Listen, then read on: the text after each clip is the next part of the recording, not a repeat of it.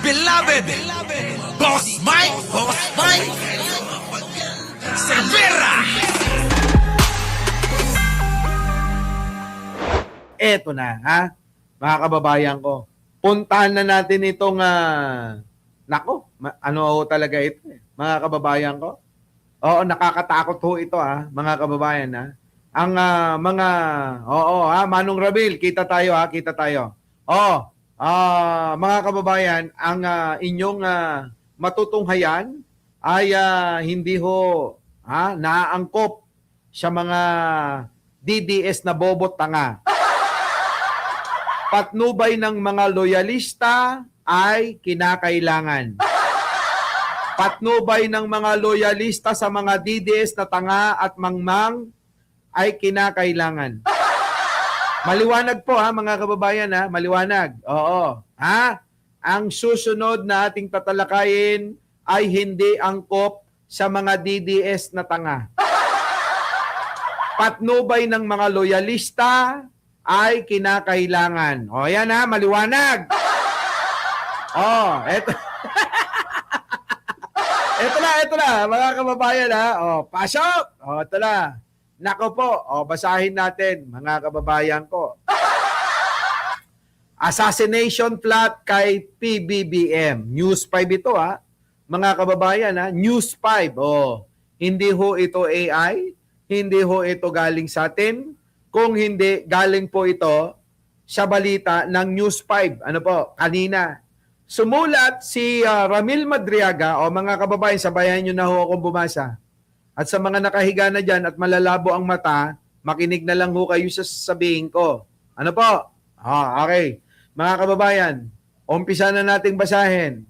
Sumulat si Ramil Madriaga, ang nagpakilalang bagman umano ni Vice President Sara Duterte. Ito po yung nagpakilala daw, di umano na bagman. Bagman. Yung pong taga-kolekta, taga-bitbit, gamit-gamit na mga ng mga perang galing sa illegal na kickback, illegal na sugal sa pogo, illegal na droga. Ganun po yun Siya po yung taga-bitbit, taga-deliver kay Sara Duterte at siya rin yung tagahatid ng mga binibigyan pa na iba na mga binabayaran ni Sara Duterte. Parang ganon.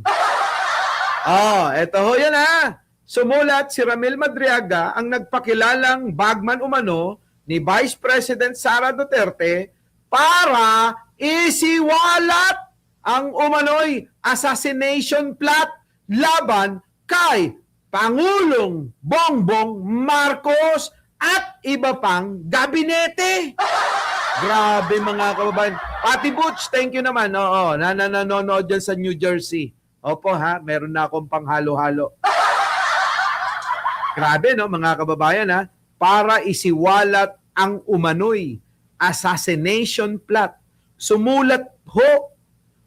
Di umano si Ramil Madriaga na di umano'y bagman din. Ni Sara Duterte. Sumulat. Sumulat. Para isiwalat. Mga kababayan, ang umano'y plano na pagpatay. Plano ho na pagpatay kay Pangulong Bongbong Marcos at sa iba pang mga gabinete, cabinet official. Naku mga kababayan, matindi ito May petsang April 11, 2026 ang naturang sulat. Mga kababayan, Abril, 2 araw pa lang ang nakakalipas. 4 na araw bukas. Abril 11 lang ito. Kita nyo? Tignan nyo mga kababayan ko. Basahin uli natin Grabe ito former President Rodrigo Roa Duterte mentioned to me. Ito mga kababayan binanggit daw ho ni Digong kay Ramil Madriaga, ito mentioned to me about letting Marcos run. Kita nyo, mga kababayan, hayaan daw na tumakbo si Pangulong Bongbong Marcos. along with Sara as presidential candidate as part of a plan. Ibig sabihin, noon pa man, mga kababayan, may plano na. Ano po? Of retaking the presidency from BBM by year 2025. Grabe, no? Alam nyo, etong-eto yan.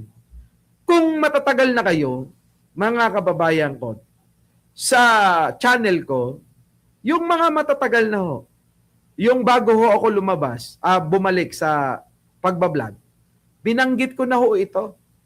Ano pa? Binanggit ko na ho ito. Yan ho yung explanation ni Maharlika sa amin. Yan din ho yung paliwanag ni Maharlika na plano. Wala ho ang pagkakaiba eh. Oh. Tingnan nyo. Na babawiin, kukunin, pababagsakin si Pangulong Bongbong Marcos, sa pamamagitan ng impeachment, sa pamamagitan ng pang-aagaw ng kapangyarihan at ipalit si Sara Duterte. Grabe, no, mga kababayan, no? Antindi, no? Ito na, mga kababayan. Basahin na natin.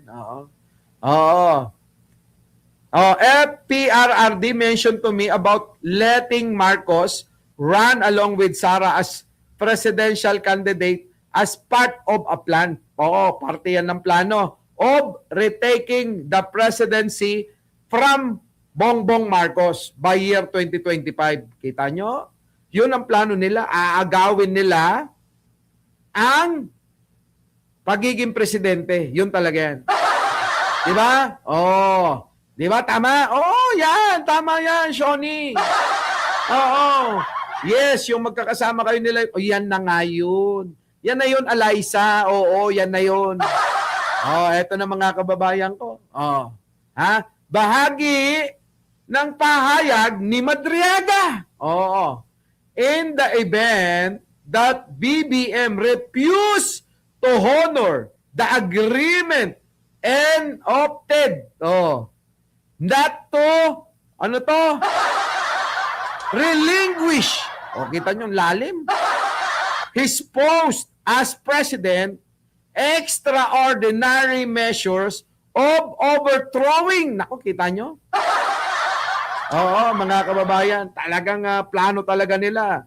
Kahit radical, kita nyo, nangyari ho lahat eh. Lahat ng kwento natin, mga kababayan, nangyari. Yung po talagang, kita nyo, talagang pipilitin nila na mapatalsik si Pangulong Bongbong Marcos. Di ba? Should be considered. Grabe. Kita nyo, mga kababayan, yung plano ni Digong. Tama naman si Maharlika eh.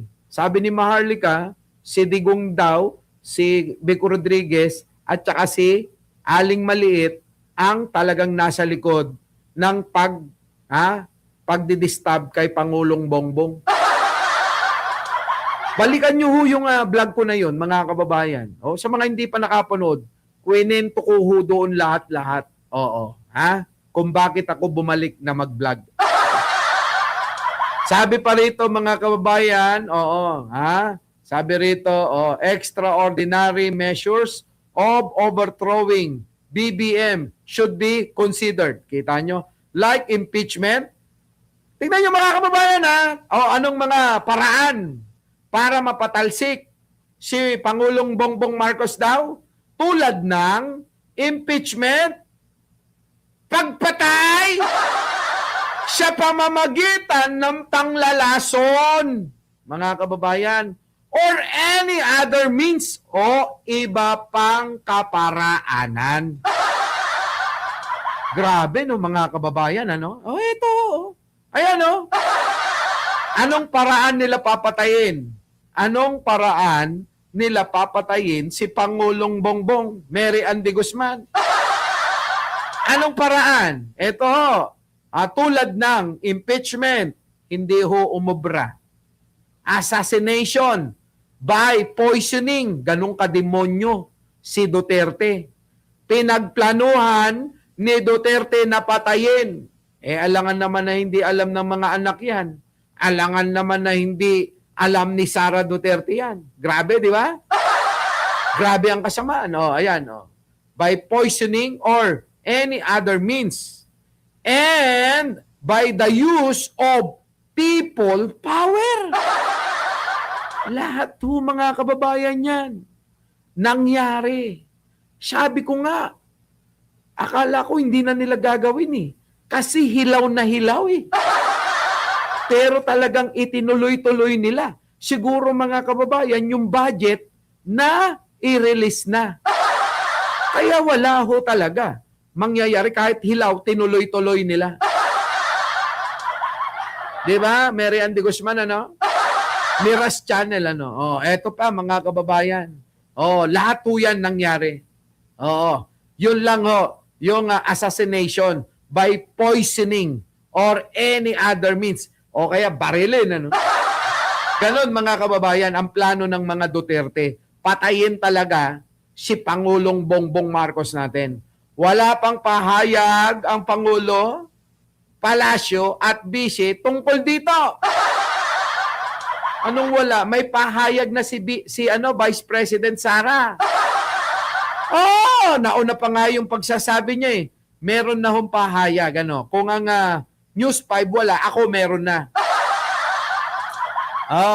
Nakatakdang humarap si Madriaga sa pagdinig ng House Committee on Justice sa impeachment ng Vice sa Martes. Bukas, mamaya na ho yan. Mamaya na ho mga kababayan ko. Naku mga kababayan, eto na. Pinakitaan pa ho ng sulat kamay ni Ramil Madriaga na mahirap pong basahin dahil malabo ang aking mata. Kaya mga kababayan, kung inyo ho nababalikan, yung pong sinabi ni Sara Duterte, dikit na dikit din eh. Konektado mga kababayan sa sinisiwalat ni Ramil Madriaga. Eto ho mga kababayan, pakinggan ho natin ha.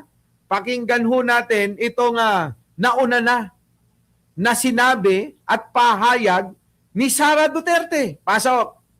Kami nag-attend ng isang graduation.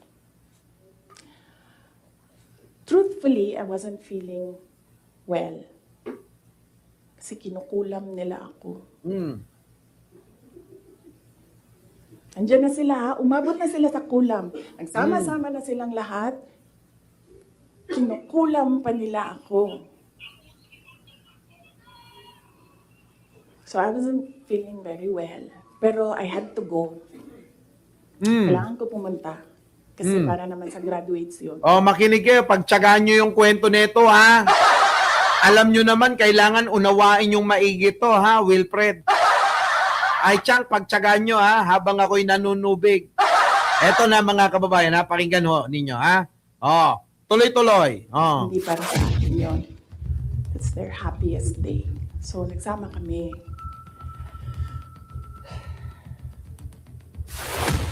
Nagsama kami. Katayo kami. Doon. And, merong isang graduate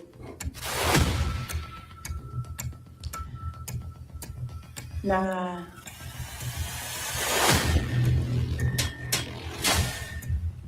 alam nyo, para sa akin, there was some sort of inappropriateness sa ginawa ng bata. Pero bata ito eh. So ikaw din, meron ka din dapat sana sigurong pag-intindi kung saan nanggagaling yung bata. And ang reaction mo, ang response mo, should be so that the child will learn a lesson. Alam nyo, ang bobo talaga nito, no? Sa totoo lang, kung hindi lang mga kababayan, kasama tong pyesa na sasabihin niya, hindi ko pagtsatsagaan to eh.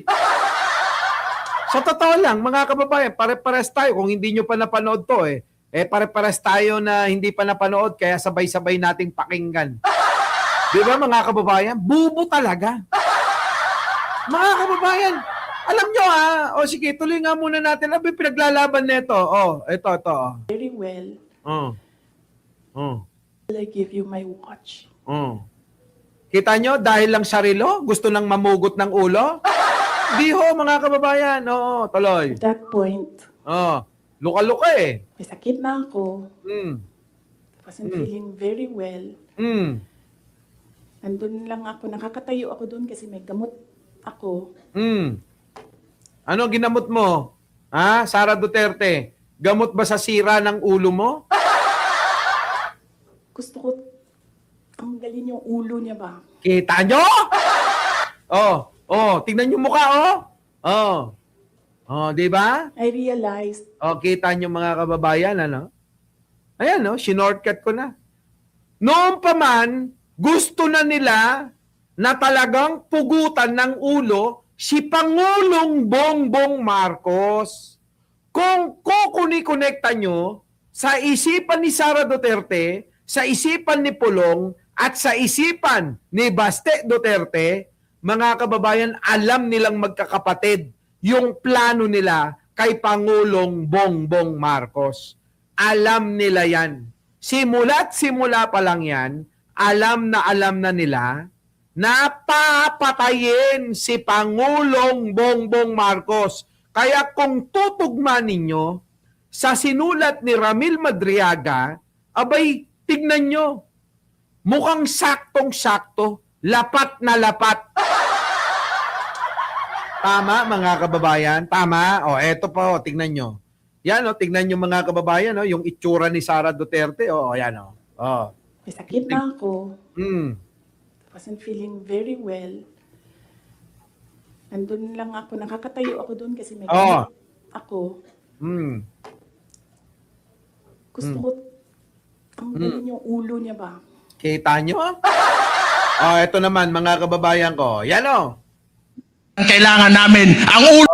Tingnan nyo mga kababayan yung itsura ni Pugak. Mga kababayan, ganito pala itsura, mga kababayan, ha? Kamukha niya si Pugak. Ayan, tingnan nyo itsura, mga kababayan ko. Putik ng ngipin na yan. Mga kababayan ko, ha? Tingnan nyo, hirap na. Nako. Siguro, kakasungap, ano? Mga kababayan ka na, ano? Tingnan nyo naman yung ngipin ko sa ngipin niya, ha? Mga kababayan, maayos na maayos yung ngipin ko. No. Pero pag gumanito ako, kamukha ko na.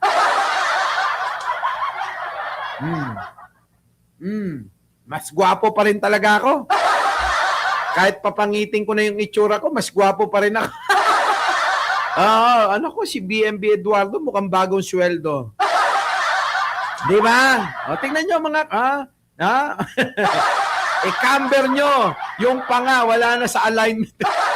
Ito, papacamber mo pa, ano? Ito na, tingnan nyo. Isang ulo lang naman ang kailangan namin, ang ulo ni Bongbong Marcos. Marcos lang. Tingnan nyo mga kababayan ko. So ngayon, i-connecta natin sa sulat ni Ramil Madriaga. Hindi ho ba tugma-tugma talaga?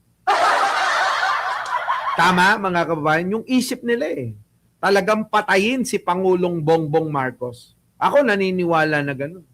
Gusto talaga nila na patayin si Pangulong Bongbong Marcos. Tama, mali. Eto mga kababayan ko, tingnan nyo. Alam naman natin sa tatay pa lang yan. Ano tatay? Gumaganong ka pa, putang ina mo. Ano sa tatay niya, putang ina mo?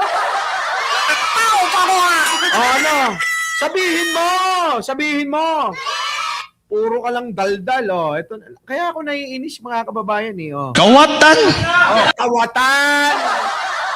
Sabi ni Baste, ganyan, kawatan! Bakit tabingi mukha mong hayop ka? Di ba, mga kababayan? Tabingi mukha, Halatang mga kababayan, batak na batak Halatang mga kababayan, pag pinag-drug test nyo yan, nako, maraming mga ginagamit yan. Eto mga kababayan, alam nyo palang kawatan. Putang ina nyong mga Duterte kayo, bakit kayo sumama kay Pangulo? Bakit si Sara Duterte hinayaan nyo na maging running mate ni Pangulong Bongbong Marcos? Bakit sabi ni Sara Duterte, si Bongbong Marcos mabait, ha? Hindi magnanakaw, hindi korap. Sinabi yun mga kababayan ni Sara Duterte. Oh, maraming beses na natin pinakita yan. Ano sabi? Si Bongbong Marcos mabait, ha? Hindi magnanakaw, hindi korap. I love you, BBM. Alam nyo mga kababayan, wag na kayong magtaka sa mga Duterte kung bakit ganyan sila. Eh mula naman sa tatay niya, ganyan na eh. Bigyan ko kayo ng sample na itong mga ito, itong mga Duterte, mga hinayupak talaga mga utak eh. Oo, eh kita nyo naman, hinamon nga na suntukan niya si General Torre, siya na naghamon. O nung kinagat, hindi pumunta eh. Takot ang putang inan to eh. Di ba? Mga kababayan, kung may kawatan, ito ang mukhang kawatan na adik eh. Di ba? Kung meron man ho na kawatan, ito ho yun. Mukhang kawatan na adik. Ayan, tignan nyo itsura. Mukhang kawatan na adik. Our beloved Boss Mike